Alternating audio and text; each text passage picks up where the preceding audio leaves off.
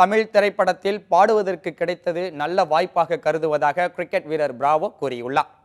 சென்னையில் நடைபெற்ற பாடல் வெளியீட்டு விழாவில் சென்னை சூப்பர் கிங்ஸ் அணி வீரர் பிராவோ கலந்து கொண்டார். இவர் உலா என்ற தமிழ் படத்தில் நடித்துள்ளார். அந்த படத்தில் அவர் பாடலை பாடி நடனமும் ஆடி பார்வையாளர்களை பரவசப்படுத்தினார். பின்னர் செய்தியாளர்களிடம் பேசிய பிராவோ இந்திய இசையை மிகவும் விரும்புவதாகவும் சொந்த ஊரான ட்ரினி நாட்டை சென்னை நகரம் நினைவுபடுத்துவதாகவும் தெரிவித்தார். மேலும் இந்தி நடிகர்கள் ஷாருக் கானையும் தீபிகா படுகோனையும் எனக்கு மிகவும் பிடிக்கும் என்றும் கூறியுள்ளார்.